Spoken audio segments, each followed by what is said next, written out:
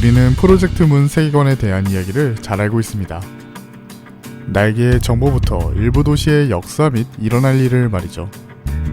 만일 우리가 프로젝트 문 세계관에 들어가면 어떤 일이 생길까요? 오늘은 우리가 프로젝트 문의 세계관에 들어가면 어떤 일이 생기는지 가정해 보겠습니다.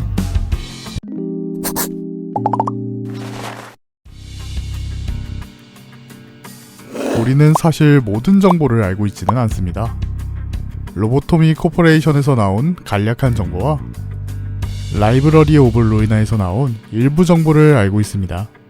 림버스 컴퍼니에서는 좀 더 세부적인 설정이 나오기 시작했지만 아직 일부 구역만 우리에게 보여줬죠. 뒷골목이나 현지에 대한 정보는 도시의 주민보다 아는 정보가 없을 가능성이 높죠. 다만 특이점의 진실이나 도시 속 역사의 진실은 우리가 더 잘 알고 있습니다. 이 정보를 최대한 이용하는 게 우리가 갖고 있는 카드지만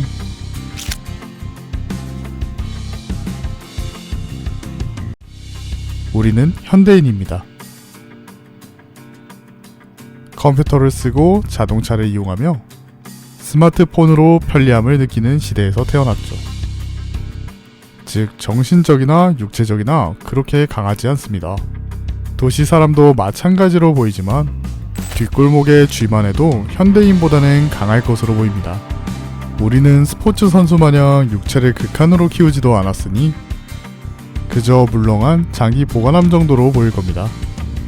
지식을 떠벌리고 다니면 그만큼 타겟으로 잡히기도 쉽겠지만 입을 다물고 다니면 그냥 뒷골목 주민 수준이라는 것이죠.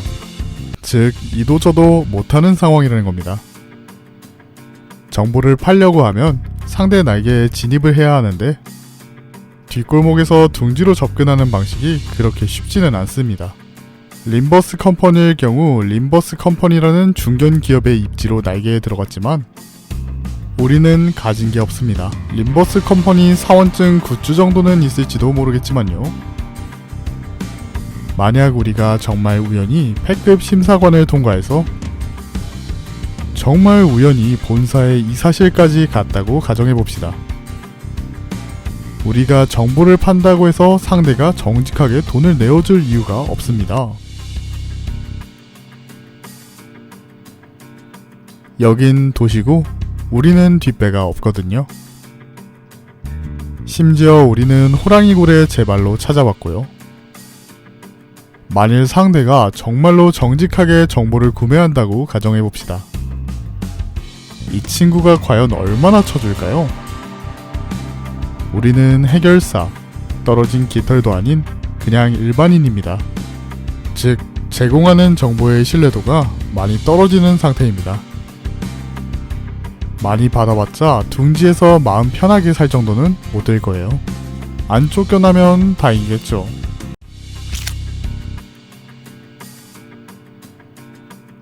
돈을 벌어 주지육림의 삶을 누릴 수도 없으며 한자리 해먹을 수도 없는 우리는 무엇을 할 수 있을까요?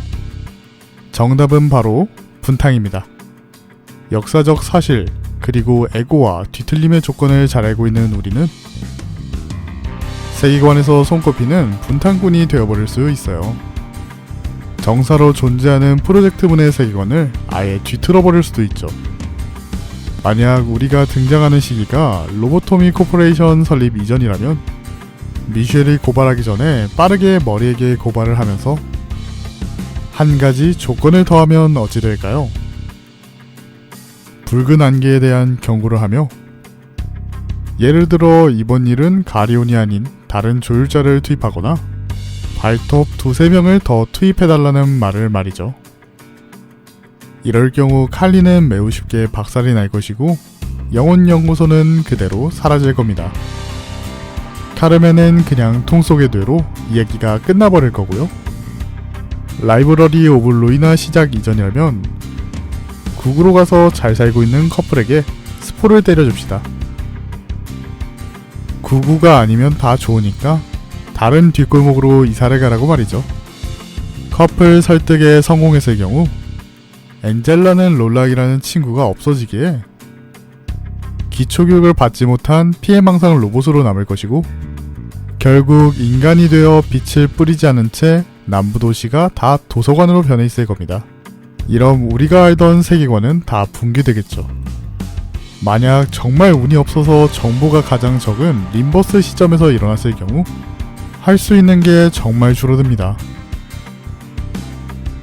하지만 뒤틀림이나 에고 발현 조건을 어느 정도 알고 있으니 길가는 마음에 드는 사람에게 아무에게나 고백을 때려봅시다.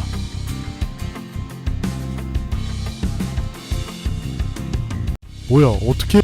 도시에서 갑자기 사람에게 들이대는 것은 내장을 뽑아내겠다는 선언이나 톱니 교단에 처박아 주겠다는 소리밖에 안 들리기 때문에 사람들은 냅다 차갑게 걷어차줄 겁니다.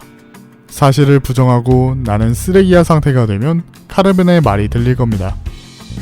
이때 우리는 두 가지 길이 생깁니다. 이성이 없는 채 분탕을 치거나 이성이 있는 상태로 분탕을 칠 수 있죠. 에고를 발현했다면 해결사로 건설적이게 살 수 있는 것으로 보이기는 하는데 도구형 에고면 다시 뒤틀리는 게 낫겠군요.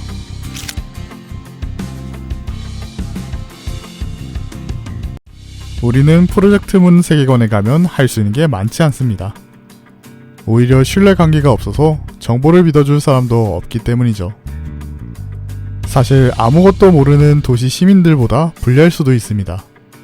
갑자기 튀어나온 존재를 머리가 관심있게 쳐다본다면 우린 등장과 동시에 머리에서 코로 물을 실컷 먹게 될 테니까요. 결론은 프로젝트문 세계관에 갑자기 이동이 된다면 전신의체로 바꾼 후 대호수에 뛰어들어 삶을 마감하는 게 제일 편할 듯 보입니다.